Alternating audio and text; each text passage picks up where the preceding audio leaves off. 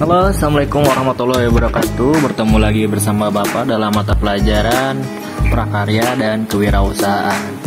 Oke, di sini kita akan membahas tentang perencanaan usaha kerajinan dari bahan limbah berbentuk bangun datar. Oke, lanjut. Nah, yang pertama kita akan membahas tentang ide dan peluang usaha. Ide dan peluang usaha. Indonesia merupakan negara dan jumlah penduduk terbanyak keempat di dunia. Oleh karena itu, untuk mengurangi pencemaran lingkungan, limbah yang dihasilkan perlu diolah kembali dengan 3R. Apa sih itu 3R? Yang pertama, recycle, reuse, dan reduce. Nah, salah satu dari 3R tersebut adalah recycle. Recycle ada yang tahu? Ya, recycle adalah mendaur ulang dengan mengolah limbah menjadi barang baru yang bernilai ekonomi tinggi. Limbah tersebut dapat digunakan diantaranya sebagai bahan baku kerajinan. Hal tersebut merupakan salah satu peluang karena limbah memiliki harga murah dan dapat terjangkau bagi pengusaha bermodal minim. Salah satu jenis limbah dan bahan sisa produksi industri konveksi dan garmen atau dikenal sebagai kain perca. Ide usaha kaset yang berbahan dasar limbah industri, konveksi, dan garmen didasarkan pada pertimbangan bahwa kain perca mudah didapat dan usaha tersebut dapat dikerjakan di rumah. Selain itu, produk kerajinan kaset banyak dibutuhkan masyarakat sebagai satu perlengkapan rumah tangga. Oke. Nah, di sini kita akan membahas tentang analisis peluang usaha. Banyak limbah yang dapat didaur ulang menyebabkan merebaknya usaha baru berbahan baku limbah. Selain itu, alih teknologi menyebabkan para pekerja beralih menjadi pengusaha demi kelangsungan hidup. Peluang usaha berbahan baku limbah sangat tinggi.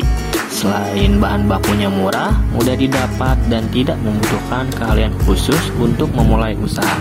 Hanya saja dibutuhkan keterampilan dan keuletan dalam pengerjaannya. Dalam industri kerajinan kreatif perca sangat cocok untuk diproduksi menjadi berbagai produk kreatif yang memiliki nilai ekonomi tinggi. Nah, kita akan membahas yang ketiga ya. Lanjut, sumber daya yang dibutuhkan. Nah, sumber daya yang dibutuhkan ini banyak ya. Nah, yang pertama kita harus mempunyai uang atau money. Uang dalam hal ini merupakan modal yang dapat menentukan besar kecilnya hasil kegiatan, diukur dari jumlah uang yang beredar di perusahaan. Yang kedua, man atau manusia. Sumber daya manusia salah satu faktor produksi selain tanah, modal, dan keterampilan. Manusia merupakan unsur manajemen yang penting dalam mencapai tujuan perusahaan, karena manusia merupakan pelaksana perusahaan. 3. Material bahan baku. Perusahaan umumnya tidak menghasilkan sendiri bahan mentah yang dibutuhkan tersebut, melainkan membeli dari pihak lain. Oleh karena itu, manajer perusahaan biasanya berusaha untuk memperoleh bahan baku dengan harga yang paling murah dan kualitas baik, sehingga menghasilkan produk yang berkualitas tinggi. Nah, kita keempat, yaitu mesin atau mesin. Mesin yang dibutuhkan untuk jenis usaha kerajinan kaset adalah mesin jahit standar dan mesin obras. Untuk beberapa variasi model dibutuhkan pula mesin lubang kancing. Mesin yang digunakan tentu disesuaikan dengan kebutuhan produksi. Kita akan bahas yang kelima, yaitu metode. Metode kerja sangat dibutuhkan agar mekanisme kerja berjalan efektif dan efisien. 4. Market atau pasar. Memasarkan produk sudah tentu sangat penting, sebab bila barang yang diproduksi tidak laku, maka produksi barang akan terhenti. Selanjutnya, informasi. Informasi dibutuhkan dalam proses usaha agar hasil suatu hal yang dikerjakan dapat lebih sempurna. Nah, kita akan ngebahas yang keempat, yaitu administrasi dan pemasaran. Jadi, ada yang bertanya, administrasi itu apa sih, Pak? Nah, di sini akan dijelaskan. Administrasi menurut George Terry, administrasi adalah perencanaan, pengendalian, dan pengorganisasian pekerjaan perkantoran, serta penggerak mereka yang melaksanakan agar mencapai tujuan yang telah ditetapkan. Adapun fungsi administrasi dalam usaha kerajinan adalah sebagai berikut. Yang pertama, planning atau perencanaan.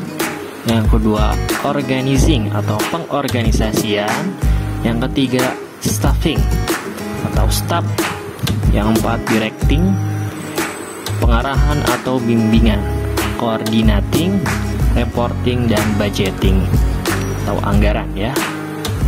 Yang B berarti pemasaran. Apa sih itu pemasaran? Karena kita di sini membahas administrasi dan pemasaran. Untuk administrasi sudah dibahas, kita lanjut ke pemasaran. Apa sih itu pemasaran? Banyak orang berpendapat pemasaran itu sama dengan penjualan. Nah, oke, sama dengan penjualan. Sementara yang lain berpendapat pemasaran sama dengan periklanan. Ada pula yang berpendapat pemasaran menyangkut ketersediaan barang dan mengatur display barang di toko. Sebenarnya pemasaran menyangkut kegiatan itu, semua juga ada kegiatan lainnya. Nah, oke, sekarang kita akan lanjut ke komponen perencanaan usaha. Rencana usaha terdiri atas beberapa bagian atau komponen. Menurut Jeff Medura, bagian utama dari suatu rencana bisnis terdiri dari 5 bagian. Dan 5 bagian itu sebagai berikut. Yang pertama, A. Deskripsi usulan bisnis, yakni menjelaskan mengenai produk atau jasa yang diberikan oleh bisnis yang diusulkan. B. Perkiraan atas lingkungan bisnis, yakni menjelaskan kondisi dari lingkungan yang melingkupi bisnis yang diusulkan. C. Yaitu rencana manajemen, yaitu menjelaskan mengenai struktur, organisasi, proses produksi secara mengelola karyawan dari bisnis yang diusulkan. D. Rencana pemasaran, yakni menjelaskan target pasar, karakteristik produk atau jasa, penentuan harga, kebijaksanaan distribusi dan promosi dari bisnis yang diusulkan.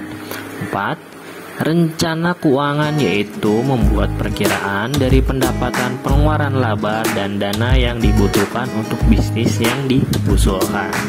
Adapun contoh komponen dalam rencana usaha kerajinan kaset dari kain perca sebagai berikut.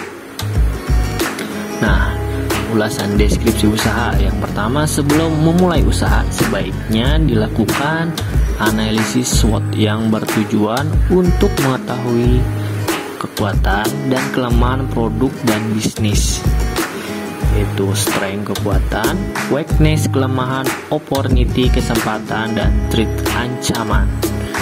Itu yaitu ulasan deskripsi usaha. Kita lanjut ke strategi pemasaran. Strategi pemasaran dapat dilakukan dengan cara berikut. Yang pertama, bekerja sama dengan toko souvenir. Yang kedua, membuat penawaran sebagai pemasok supplier pasar. Yang ketiga, melakukan promosi di media cetak dan elektronik. Nah, kita akan membahas tentang analisis pesaing. Nah, analisis pesaing digunakan untuk mengetahui kekuatan kelemahan pesaing pasar dalam satu sama lain. Nah, yaitu rencana desain dan pengembangan.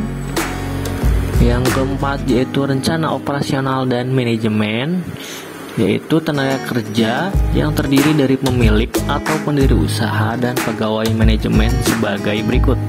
Yang pertama, pemilik modal. Yang kedua, pemasaran. Dan ketiga, upah karyawan. Nah, jangan lupa ada juga faktor pembiayaan. Faktor pembiayaan menjadi unsur penting dalam rencana bisnis. Pembiayaan berhubungan dengan sumber dana pengaturan anggaran agar efisien tetapi dapat mengoperasikan seluruh divisi dalam perusahaan dengan lancar. Nah, yang keenam, yang terakhir yaitu langkah-langkah penyusunan perencanaan usaha. Berikut ini beberapa hal yang perlu diperhatikan saat membuat rencana bisnis kerajinan dari bahan limbah berbentuk bangun datar seperti keset. Pemilihan jenis usaha yang pertama. Yang kedua, Nama perusahaan, jangan lupa langkah-langkahnya. Yang pertama, kita pilih usahanya dulu. Yang kedua, kita buat nama perusahaannya. Yang ketiga, lokasi perusahaan itu harus strategis. Yang keempat, perizinan usaha itu harus legal. Oke, harus legal. Yang legal itu dalam arti kita harus membayar pajak dan lain sebagainya. Yang keempat, sumber daya harus ada. Yang kelima, survei pasar, apakah pasar keset ini kosong. Nah ya, kalau misalnya kosong, kita bisa memasuki pasar tersebut. Nah, yang keenam yaitu aspek produksi, yaitu jangan lupa aspek produksinya harus lancar. Dan yang terakhir yaitu aspek keuangan. Oke, jadi segitu saja materi dari Bapak, yaitu materi perencanaan usaha kerajinan dari bahan limbah berbentuk datar. Apabila ada yang ingin ditanyakan, silahkan hubungi via WhatsApp. Oke, dari sini Bapak tutup. Billahi taufiq wal hidayah. Wassalamualaikum warahmatullahi wabarakatuh. Nah, untuk tugasnya kalian harus mencatat apa yang disampaikan oleh Bapak. Oke, terima kasih.